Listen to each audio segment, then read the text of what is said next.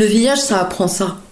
Moi, quand j'ai commencé à être, je témoignais et je disais, moi, le VIH m'a sauvé la vie. Et alors là, les gens, mais elle est dingue.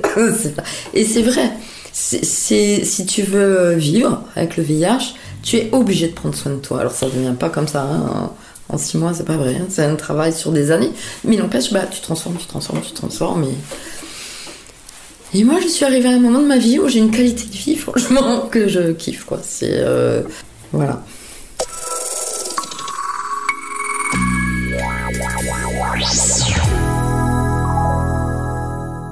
Bonjour, je m'appelle Patricia et je suis féminilitante.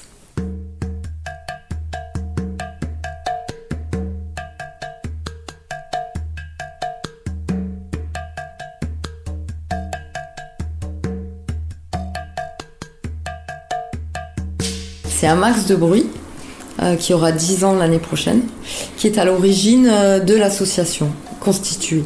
Les statuts rédigés, déposés, le SMIT, qui est le service des maladies tropicales et infectieuses à Perpignan, l'hôpital Saint-Jean, où sont suivies les personnes séropositives, a mis cette initiative en place de faire un festival pour le 1er décembre, donc la journée mondiale de lutte contre le sida. Sauf que le SMIT n'a pas le droit de tenir une buvette. Et donc ils ont demandé à plusieurs assos engagés dans la lutte localement. Aucune asso n'a voulu le tenir. Et ils nous ont demandé à nous, en désespoir de cause. Et la première année d'un max de bruit, il y a eu un monde fou, quoi.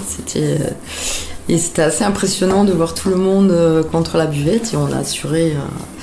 Et ce qui était chouette, c'était le regard des soignants. Parce que la plupart des gens qui étaient derrière la buvette étaient leurs patients.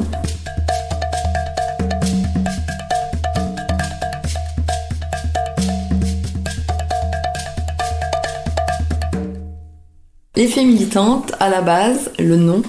En 2010, on a créé, moi j'étais encore militante et volontaire à Aide. Et en 2010, il y a eu une commande du siège national pour le 8 mars sur les violences faites aux femmes. Voilà. Pour enfin établir le lien entre contamination féminine et violence conjugale. Et en allant plus loin, on pourrait dire violence conjugale tout court, sans préciser le genre, parce que bien souvent, ça peut être à l'origine d'une contamination VIH.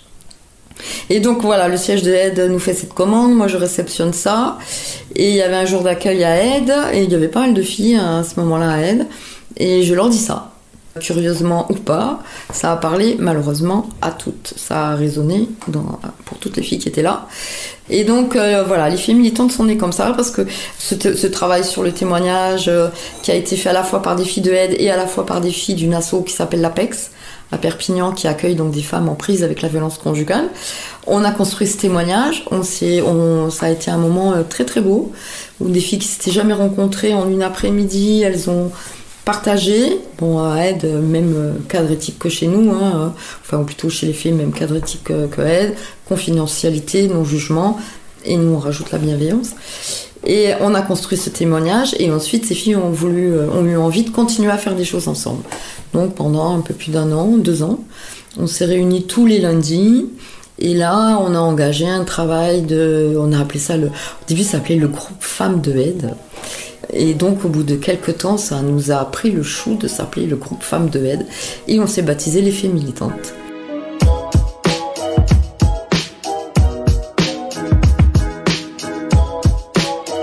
Et on avait plusieurs façons de l'écrire. Moi, je le voyais écrit tout attaché. Féminisme, féminilitante. Et puis très vite, c'est devenu les faits. Parce qu'on est dans la transformation. Nous, on est... ce qui lie surtout les féminilitantes, c'est la résilience, quelle qu'elle soit. Que ce soit par rapport au VIH, par la résilience. Être dans une démarche résiliente. Et donc les faits, on transforme du négatif en positif. Puis en plus, nous, on joue beaucoup sur les mots. On est forcément très positif quand on est séropositif. Et voilà, il y a tout ce truc-là. Au bout de quelques temps, le groupe, les féminilitantes, le groupe des femmes, on a commencé à sortir un peu sur des événements féministes, sur des choses comme ça. Et parallèlement à ça, avec Pierre-Marie, qui est aussi maintenant un acteur de Aide, on s'est rencontrés en tant que militant de aide, on a remis en place ce qu'on appelle une PH, une présence hospitalière au sein du SMIT. Et donc mais là dans le cadre de aide, toujours dans le cadre de aide. Et c'est la rencontre en fait des garçons de ce groupe-là et des filles du groupe Femmes Devenues Fées Militantes qui a donné naissance à l'association Les Fées Militantes. Et au début, les garçons ils ont été cool, parce que nous on tenait à garder le nom de Fées Militantes. Mais on savait pas s'ils allaient être ok quoi. Et ils ont dit oui. Et Pierre-Marie a fait même des recherches pour savoir si les fées sans eux existaient. Et effectivement, il y a des fées garçons.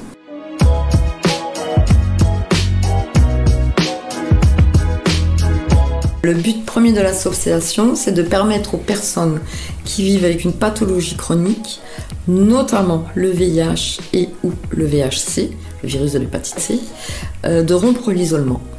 Parce que nous, tout au fil des années, les gens qui ont construit les filles militantes sont des personnes qui se connaissent depuis des années à travers des parcours soit de militants, soit de partage entre patients experts, on va dire.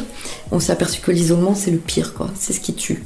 L'isolement, c'est ce qui fait que on va se rétrécir dans sa vie, c'est ce qui fait qu'on va plus avoir envie de prendre soin de soi, s'habiller, pourquoi faire, je sors pas, sortir d'abord, d'ailleurs, pourquoi faire, qu'est-ce que je vais foutre, quoi, je vais plus au taf, souvent si j'ai arrêté de travailler, je suis plus en lien avec le réseau social que j'avais, il y a tous ces critères-là, puis du coup, prendre soin de soi, ça veut dire quoi?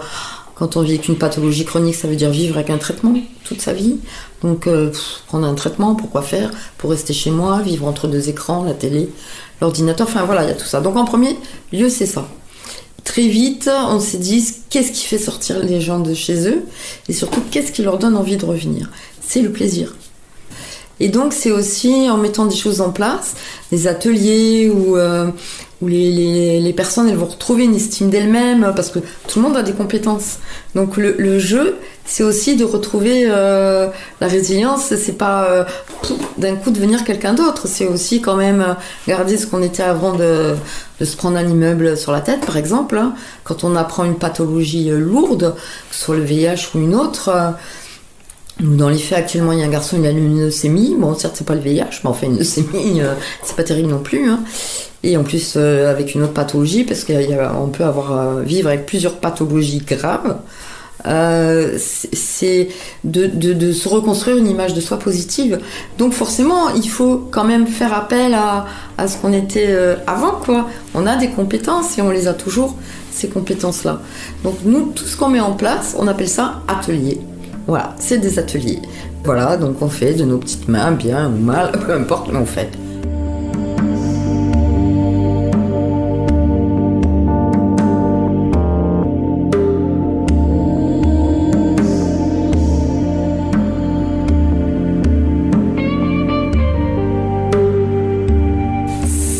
Ça a été très compliqué quand on a créé les Fées, parce que nous on est resté...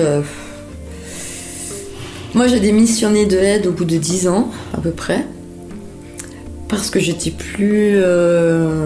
non pas en accord avec ce qu'ils faisaient sur le terrain, ils font toujours des trucs de qualité, c'est toujours top, quoi. Moi, je suis fan de la méthodologie de aide, les valeurs, c'est les mêmes, mais leurs orientations.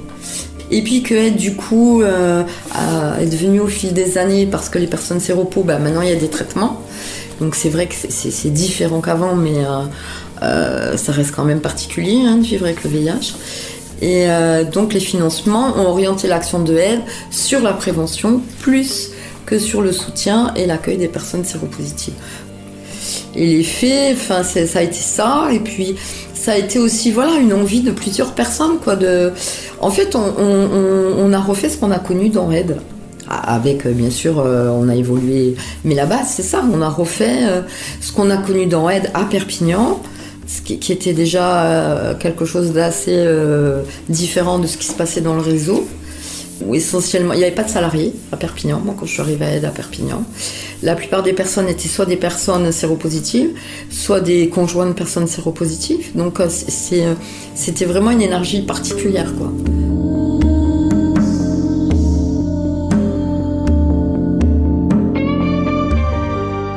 Notre plus gros partenaire, c'est quand même nos deux plus gros partenaires, c'est le SMIT et aide. Bon, Aide n'est pas une institution, mais c'est quand même un monument. Mais l'hôpital est une institution. En fait, on se situe un peu à l'interface de tout, quoi. Dans nos missions, c'est aussi d'être facilitateur. On commence à avoir, au bout de 10 ans, un gros réseau sur plein de champs. Alors, ça ne va pas donner de passe-droit aux gens. On n'est pas dans ce truc-là. Mais ça permet d'orienter des personnes, par exemple, quelqu'un qui déjà est malade, qui vient d'apprendre une pathologie, quelle qu'elle soit, qui, le temps que son âge se déclenche, va faire une demande de RSA. Si on peut l'orienter sur une personne qui, on sait, va l'accueillir humainement, ben c'est déjà beaucoup. Ça va déjà se passer beaucoup mieux. Ça ne veut pas dire que son dossier va prendre moins de temps. Mais quoi que si, parce que la personne vers qui on va l'orienter va prendre le temps de bien l'accompagner sur quelle pièce il faut pour le dossier. Voilà. Nous, on travaille comme ça. On travaille beaucoup en réseau. En fait, dans nos statuts, dans notre projet associatif, et c'est ça, moi personnellement, que je kiffe dans les faits, c'est qu'on est toujours en plein dans notre projet associatif qu'on a écrit il y a presque 10 ans, de mettre en place des lieux ou des espaces qui permettent la parole, la circulation de la parole, quel que soit le support, quel que soit l'atelier. Donc après, le truc, c'est adhérer chez nous, c'est surtout se reconnaître dans nos valeurs, notre éthique. Tout ce qui se dit ici reste ici, la confidentialité et le non-jugement, parce que sinon la parole, elle ne peut pas se poser. Après, nos principes d'action, nous, c'est mobilisation des personnes et implication des personnes. On ne fait pas pour les personnes, on fait avec.